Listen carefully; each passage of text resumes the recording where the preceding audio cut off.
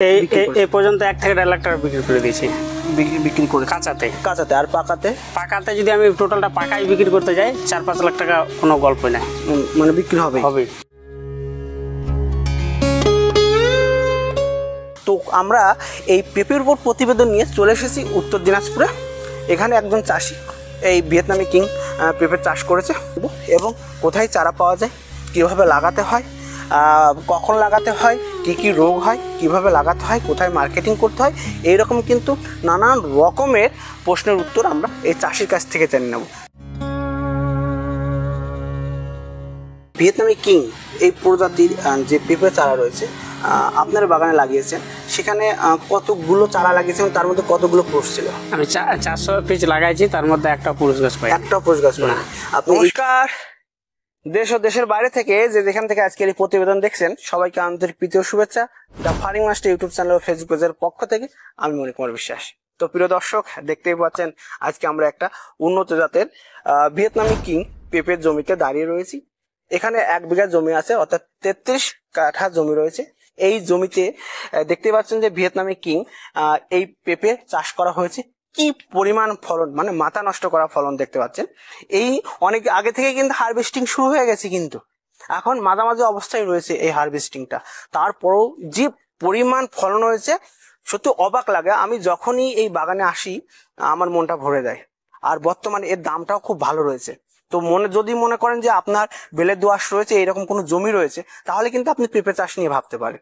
কারণ একটা গাছে প্রচুর পরিমাণ ফলন হবে এবং সেখান থেকে কিন্তু প্রচুর টাকার আপনি এই পেঁপে বিক্রি করতে পারবেন। তো আমরা এই পেঁপের উপর প্রতিবেদন নিয়ে চলে এসেছি উত্তর দিনাজপুরে। এখানে একজন চাষি এই ভিয়েতনামি কিং পেঁপে চাষ করেছে। তা কথা না বাড়িয়ে আমরা চাষির কাছ থেকে এই প্রজাতির পেঁপে চাষ সম্পর্কে জানবো এবং কোথায় চারা পাওয়া যায়, কিভাবে লাগাতে হয়, কখন লাগাতে হয়, কি কি রোগ হয়, কিভাবে লাগাতে হয়, কোথায় মার্কেটিং করতে হয়, এইরকম কিন্তু নানান রকমের প্রশ্নের উত্তর আমরা এই চাষির কাছ থেকে জেনে নেব। সবচেয়ে যেটা মেন হচ্ছে পুরুষ আর স্ত্রী গাছের উপর যে পার্থক্যটা, সেগুলো কিন্তু আমরা জানার চেষ্টা করবো। তা চলুন প্রতিবেদনটা শুরু করি। নমস্কার দাদা। নমস্কার দাদা, ভালো আছেন তো? ভালো আছি দাদা, আপনার নাম আর পরিচয়টা দেবেন? আমার নাম হচ্ছে আনন্দ মাহাতো। আনন্দ মাহাতো, কোন জেলা? উত্তর দিনাজপুর। উত্তর দিনাজপুর। আচ্ছা, আমরা যে দাঁড়িয়ে রয়েছি এটা কত বিঘার প্লট? 1 বিঘা। কোন প্রজাতির পেঁপে চাষ করেন? Vietnam king. ভিয়েতনামি কিং। আচ্ছা, এই ভিয়েতনামি কিং এই প্রজাতির পেঁপে চাষ করার কারণটা কি? কারণটা কি, এর আগে আমি দেশি পেঁপে চাষ করেছিলাম, চাষ করে আমি ফলন পাইনি। তারপর আমি জেদ ধরেছিলাম যে পেঁপে চাষই করবো। তারপরে এটা যোগাযোগের মাধ্যমে পেয়েছিলাম। সারাটা বুকিং করে নিয়ে আসতে হয়, 1 মাস আগে বুকিং করতে হয়। তারপর নিয়ে এসে চাষ করার পর ফলনটা পেয়েছি। আচ্ছা, ফলনটা পেয়েছেন। মোটামুটি এই গাছ লাগিয়েছেন এই কত বয়স এখন? 5 মাস। 5 মাস। 5 মাসে কত মাস থেকে হারভেস্টিং শুরু হয়েছে? মোটামুটি 3 মাসের থেকে হারভেস্টিং শুরু হয়েছে। 3 মাস। তখন গাছের হাইট কতটা থাকে? হাইট ছিল আমার থেকে একটু ছোট। আপনার থেকে একটু হাইটে ছোট ছিল। তখন থেকে ফলন শুরু হয়ে গেছে। আচ্ছা, তো সর্বোচ্চ কত মাস পর্যন্ত এর ভালো ফলন পাওয়া যায়? 1.5 বছর। 1.5 বছরে মোটামুটি কত কুইন্টাল ফলন আসে? আমাকে তো যেভাবে বলে দিয়েছিল প্রথমে যখন চারাটা দেয়, 1 থেকে 1.5 কুইন্টাল করে পাওয়া। তো এখনই তো আমি 70-50-60 কেজি করে পেয়ে গেছি। তো দাদা, আমি যখন অন্যান্য বাগানে যাই তখন দেখেছি যে একটা বাগানে অধিকাংশই পুরুষ গাছ থাকে। তা এই ভিয়েতনামি কিং এই প্রজাতির যে পেঁপে চারা রয়েছে আপনার বাগানে লাগিয়েছেন, সেখানে কতগুলো চারা লাগিয়েছেন, তার মধ্যে কতগুলো পুরুষ ছিল? আমি 400 পিস লাগাইছি, তার মধ্যে একটা পুরুষ গাছ পাই। একটা পুরুষ গাছ পাই। আপনি এই চারাগুলো কোথা থেকে কালেকশন করেন? এটা পেয়েছি হরিরামপুর বলে একটা জায়গা আছে, হরিরামপুর থানা, পুন্ডরি গ্রাম, ওখান থেকে চারাটা পেয়েছি। ওখান থেকে চারাটা পেয়েছেন, তাই তো? তো প্রিয় দর্শক, দেখুন চারাটা যেখানে পেয়েছেন, আমি এই ব্যাপারটা কিভাবে চারা পাবেন, দাম কত আছে, এসব তথ্য আমি প্রতিবেদন তুলে ধরলাম না। আমি স্ক্রিনে ফোন নাম্বার দিয়ে দিচ্ছি, আপনারা সেখানে কল করে আপনারা এই চারা সম্পর্কে আরো ডিটেলসটা জেনে নেবেন। আমরা শুধু আজকে জানবো যে চাষ পদ্ধতিতে কোন ধরনের মাটিতে চাষ হয়, ফলন কেমন হচ্ছে, কোথায় বিক্রি করছে, এইসব তথ্য থাকবে। এর জন্য অবশ্যই পুরো ভিডিওটা দেখবেন।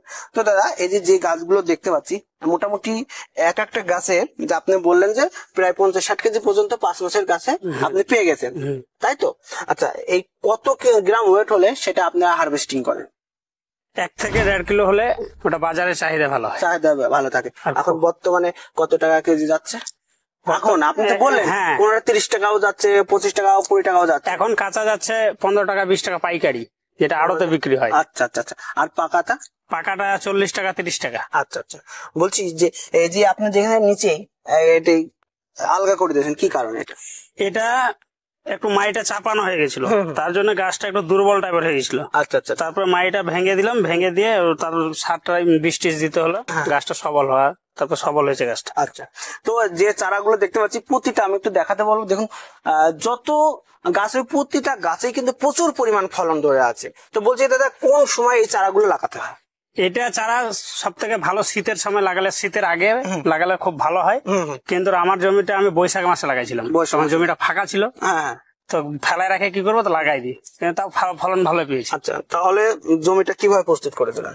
জমিটা চাষ করে ওই যে ভ্যালি করতে হচ্ছে, ভ্যালি করে 4 ফিট বাই 5 ফিট বাই 6 ফিটের ফাঁকে গাছটা রোপণ করতে হচ্ছে। আচ্ছা আচ্ছা আচ্ছা। মোটামুটি কোন ধরনের মাটি ভালো এই পেঁপে চাষের জন্য? দোআঁশ মাটি হলে বেশি, বেলে দোআঁশ মাটিটা সবচেয়ে ভালো, তাই তো? আচ্ছা, আর মোটামুটি যে চারাটা পোতেন তখন এই চারার মাদাটা কিভাবে প্রস্তুত করেন? একটু দক্ষিণ দিকে হালিয়ে লাগাতে হয়। দক্ষিণ দিকে হেলিয়ে লাগাতে হয়। আচ্ছা, আর কি কি সার ব্যবহার করেন? সার রাসায়নিক সার। হ্যাঁ, রাসায়নিক সার। হ্যাঁ, রাসায়নিক সার, জৈব সার যা হয়, যার যেটা দেওয়ার পাই সেটাই দিই। আচ্ছা আচ্ছা আচ্ছা। আর মোটামুটি তাহলে যে জাতের পেঁপে বাগানে রয়েছে, এই জাতের পেঁপে গাছ থেকে মোটামুটি কত মাস পর্যন্ত ভালো ফলন পাওয়া যায়? 1 বছর।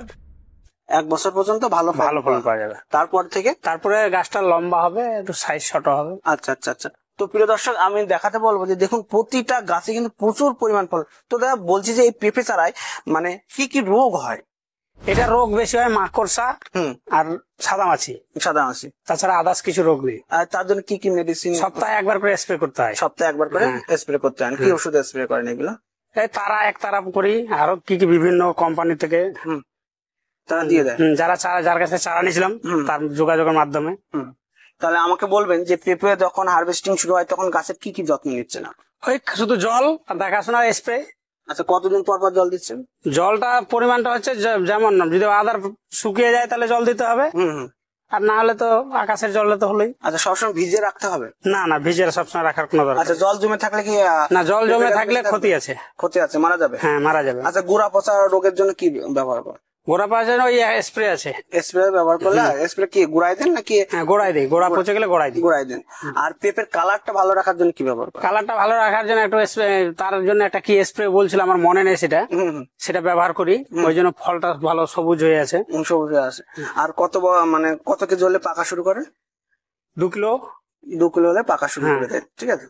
আচ্ছা দাদা, আপনার যে গাছগুলো রয়েছে সেখান থেকে তো হারভেস্টিং শুরু করে? হ্যাঁ, করেছি। এ পর্যন্ত কত টাকা পর্যন্ত আপনি এই পর্যন্ত 1 থেকে 1.5 লাখ টাকা বিক্রি করে দিয়েছি। বিক্রি করে কাঁচাতে? আর পাকাতে যদি আমি টোটালটা পাকাই বিক্রি করতে যাই 4-5 লাখ টাকা কোনো গল্প না, মানে বিক্রি হবে।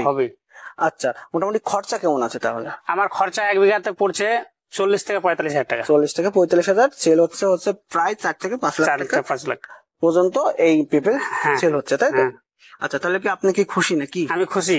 আচ্ছা আচ্ছা। তারপরে আরেকটা কথা বলি, ভিয়েতনামি কিং এই প্রজাতি চাষ করার কারণটা কি? ভিয়েতনাম কিং এই প্রজাতি চাষ করার কারণটা হচ্ছে এই পেঁপেটার ফলনটা একটু ভালো।